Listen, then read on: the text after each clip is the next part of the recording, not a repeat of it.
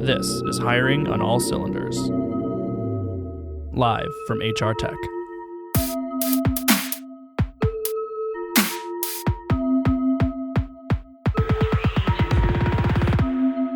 Spectacular news, HR Tech. Another ripe and juicy episode of Hiring on All Cylinders is coming to you live here from our cozy booth tucked away next to Starbucks. All the people in the Starbucks line are my captive audience right now. Whether they like it or not, they are tuning in. So thanks for joining us, people.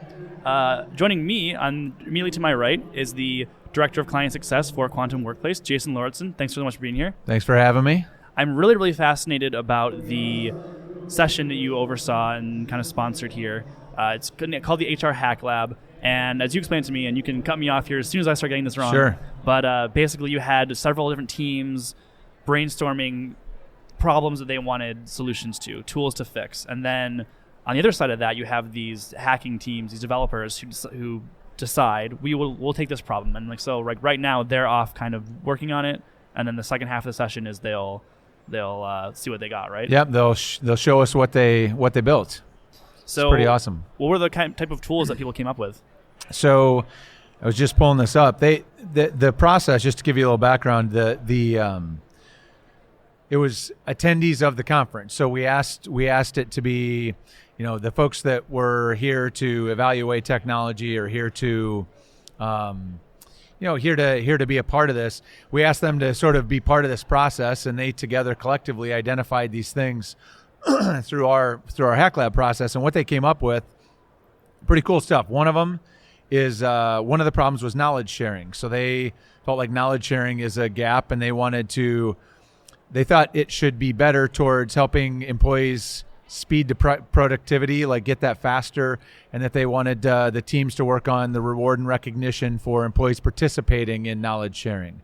Another one, which I think this one's kind of cool, they said that the system they wanted fixed was systems integration, and really what they meant was the employee experience of having access to all their different apps, right? I mean, so if they're in sales, I've got Salesforce, and I've got a bunch of HR systems, and I have to I've got all these other systems I have to log into and maintain or keep track of all this access and all this data. They wanted kind of a Siri-like personal assistant for helping you navigate all of that, kind of making it a dashboard. They also, so that was one. Another hacking group took hacking talent selection for bias-free resume review, which I think is a big problem and a big issue. So Definitely. They're working on that. And then the last one was career pathing. And this was really addressing the issue that they felt that most of career pathing seems to be very top down, and they felt like employees should have sort of a bottom up view at career pathing to sort of see what the paths look like or what they might look like. And so those were the 4 that came out that the hacking teams took and are working on right now. So I'm pretty anxious to see what they build. Yeah, it's going to be really interesting. Did you anticipate the type of problems that people were going to want to solve? It's interesting. I guess I don't know that I could have predicted exactly. I mean, I think as I've talked about where we landed with a few folks that are more like, industry analysts that kind of track things broadly, they weren't surprised at all, because if you think about kind of what we identified, the bias-free hiring, I think, has become a really big, that's a challenge. That's something that I think we're really wrestling with. Yep. So I think that made sense. The career pathing is really connected to development, which we know is a big driver of retention and engagement. So I think you probably could. I think you probably could predict a lot of it. It's, but I was pleasantly surprised. The dashboard one, the employee experience thing, was the one that I probably wouldn't have predicted, but I think is a really cool idea and something that definitely needs to be fixed. So do you think that any of these tools may be viable as standalone companies? Are they entire platforms or maybe just features? It's hard to say. I think it depends. That I would suspect that the hacking teams that are working on this are all teams that came from bigger sort of HCM companies. So like there's a team from IBM, there's a team from Ultimate Software. And so you've got these. So I would suspect that if they build something cool, they'll wrap it into their product suite. But I think the ideas are there to potentially, maybe somebody in the audience will be like, you know what, that's a great idea. I'll go build something.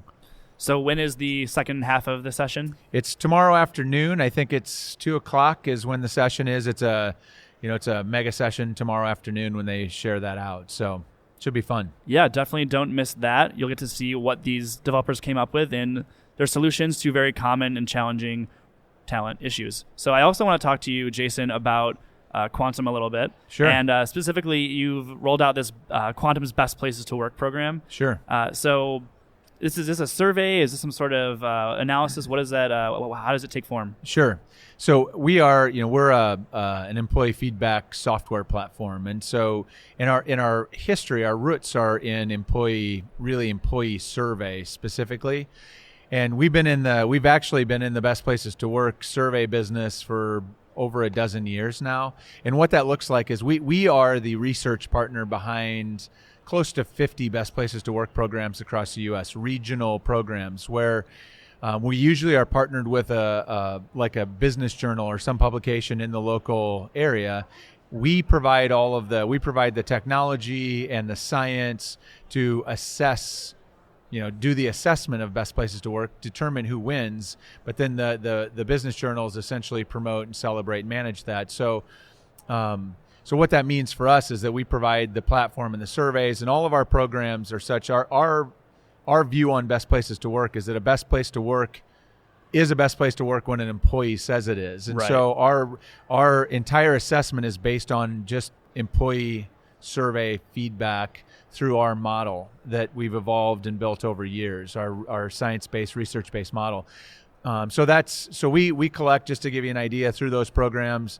This year we'll collect data, probably close to 600,000 employee survey responses across 5,000 or so companies. So it's pretty awesome. It gives us a really interesting view into what's happening in workplaces, what's working, what really matters, those kinds of things.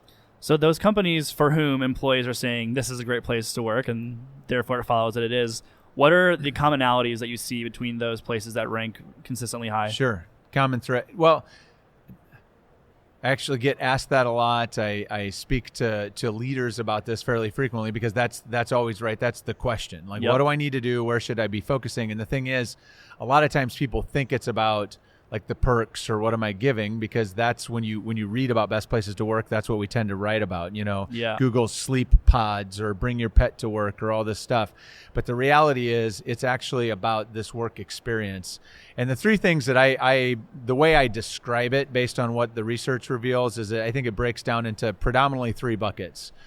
One is clarity. So it's the Best Places to Work are relentless about communication, making sure that their employees are as clear as they can be. They try to remove as much uncertainty for employees as they can about all aspects of their work. Where are we going? Can I trust you? What am I supposed to be working on? How am I measured, right? So that's clarity. The second piece of it is connection. Like you see Best Places to Work, you see a lot of it, particularly in the smaller companies, it's really evident that there's this real authentic sense of connection between employees with each other, employees with their leaders. Employees feel like they use the word family when they talk about their work and their workplace, and they mean that in the best possible way, that these are people that I have a real connection with, and we maybe don't always agree, but we're going to have each other's back.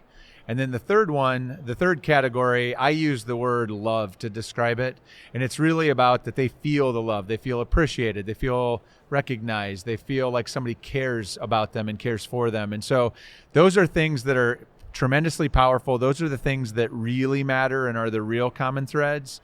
But they're really hard to, that's hard work. As a leader, you got to really double down and focus, and you got to be serious about that in order to do it right. I love it. The second half of the HR Hacklab is tomorrow at 2 p.m. What new HR tech solutions are needed now? You get to see what people came up with. Jason Lauritsen, you're the man. Thank you so much. Thanks for having me. Appreciate it.